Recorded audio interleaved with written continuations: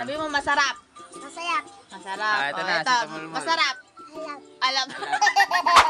Hello guys! Kakapanood ko guys ng mga nag-aalaga ng isda sa Facebook ay naisipan natin na mag-alaga rin tayo guys. At dahil meron nga tayo dyan fish tank na hindi ginagamit guys, isa nga po pala si Boy Machunurin sa mga fish keeper na ating sinusubaybayan. At dahil sa kanya na-inspire tayo na mag-alaga ng isda. Kaya ano pa hinihintay natin? Alright, let's go! Ito nga pala yung fish tank na ating gagamitin. Customized tank nga po pala yan. At sa tansya ko, 2.5 gallon siya. At sinimulan ko na nga po palang linisin mga sa paligid para hindi ma-stress yung mga isda natin pagka meron na tayong inalagaan. At para naman maganda tingnan yung paligid niya kapag nalagyan na natin siya ng mga isda. At syempre, nilinis ko na yung loob at labas ng aquarium para maganda siya tingnan. After that, naglagay na ako ng tubig para matesting kung may butas ba.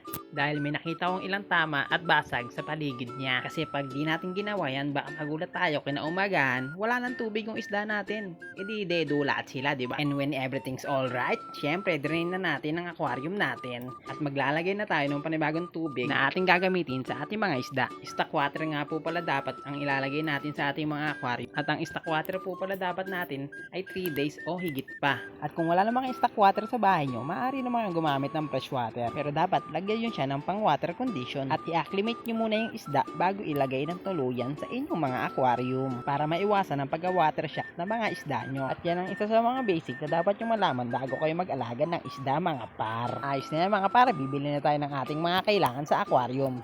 Paglabas nga pala natin ng bahay mga par, nakita natin si Kabutlig. Agad nga natin siya nilapitan para makamusta ang buhay-buhay. Kahit marino pala si Butlig ngayon dahil malapit na lumabas ang baby niya. At eto nga pala yung bayaw niya. You know, tamang kamot na sa Gedli. Shoutout sa'yo par. At eto nga pala yung asawa ni Kabutlig, si Eliza.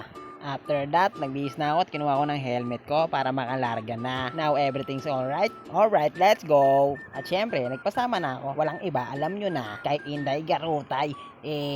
Napakaangas. At konting kemot lang, nakarating na kami sa unang fish shop na aking nakita nung nakaraan. Di ko na muna pinag-helmet si Inday Garutay dahil malapit naman to sa amin. Grabe guys, napakalalaki na ng mga goldfish nila dito.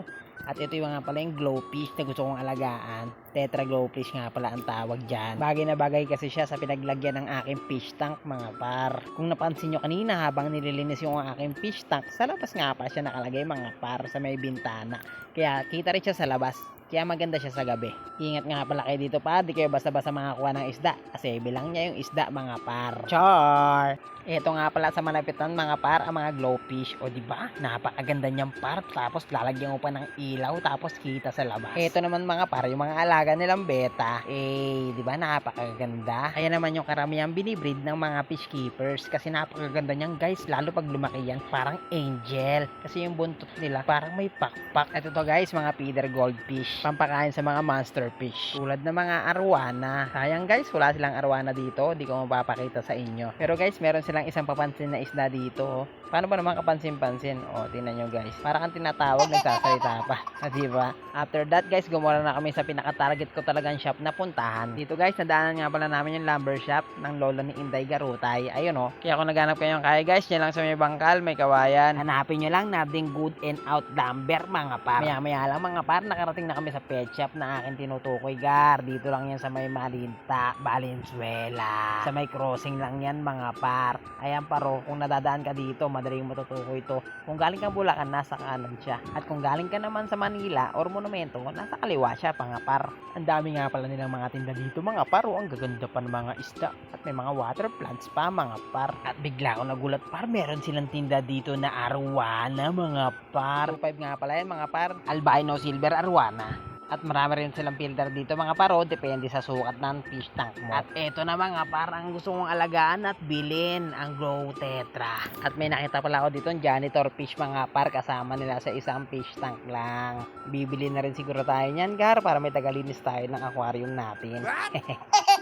After ko nga magdesisyon sa mga bagay-bagay at kumonsulta sa may bantay, nakapili na tayo ng ating mga bibilhin mga par. Siyempre, meron tayong water plants. Kailangan natin yan para mapanatiling malinis ang ating tubig. At siyempre, ang water pump. Yan nga pala ang filter na nirekomenda ng bantay kasi sakto lang daw yan sa ating aquarium na 2.5 gallon mga par. Para sakto lang din yung baga niya para sa ating mga isda. Agad-agad chinek na nga ni Mingming ang ating mga items na napili mga par. At nagsuggest nga pala si Mingming na dalawa na niyan ang ating kukunin. Nalimutan ko anong tawag niya mga par. At 4 na labarak na daw ang kunin natin dahil sakto daw yun sa 2.5 gallons na fish tank mga par. At dahil all goods in the woods, agad-agad na umapprove si Mingming sa ating mga napiling mga par. Nagpahabol nga pala si Mingming ng kahoy mga par. Diyan daw natin ididikit yung water plants mga par para dumami. At huwag natin kalimutan ang red breathing rings at ceramic rings mga par. Dito kasi tumitira ang mga good bacteria or beneficiary bacteria mga par. At bunti ko na malimutan mga guys, ang pinaka-importante sa lahat, ang pagkain ng ating mga isda. At eto na mga par, ang ating mga napili na mga items para sa ating aquarium. Iniisip ko nga par kung may kulang pa ba dito sa mga to par. Meron na tayong pansipsip ng tubig, may air filter na. Meron na rin tayong mga plants, may pandikit dun sa kahoy. Meron na rin tayong mga rings, may mga lava rock na rin tayo par.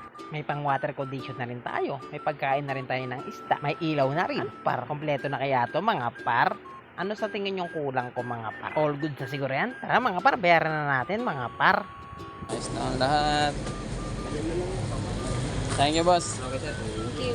Sobrang saya ko nga na lumabas sa tindahan mga par. Gawin nyo lang mga par kung ano yung mga lubos na nagpapasaya sa inyo. At grabe ang sobrang sayang mararamdaman nyo mga par. Sa totoo kasi mga par, nature lover talaga ako. Mahilig ako dati mag-rides. Mapuntahan ko lang yung mga tanawin na gusto kong makita. At yun ang number 1 na nagpapawala ng aking mga problema pansamantala. At dahil sobrang busy na natin ngayon, hindi na natin magagawa yun mga par. Kaya tayo na ang maglalapit ng nature sa atin mga par. O diba? At nakauwi na nga tayo dito mga par. Kaya sisimulan na nating linisin o hugasan yung mga rack na ating nabili mga par. Dahil kakatas pa to sa umpisa mga par. Matagal daw lumubog sa tubig to mga par. Kaya umpisahan na natin siyang ibabad mga par. After that, sinimulan na natin linisin ating mga rack. Dahil sobrang tagal na ito mga par, pinas-forward ko na lang para mabilis matapos mga par. After that, binabad ko muna mga par habang nire-ready ko yung aquarium mga par. At inilagay ko muna yung aquaplants natin sa aquarium mga par dahil baka mamatay siya sa loob ng plastic mga par. At syempre, ang pinakamasarap na parte ng buhay,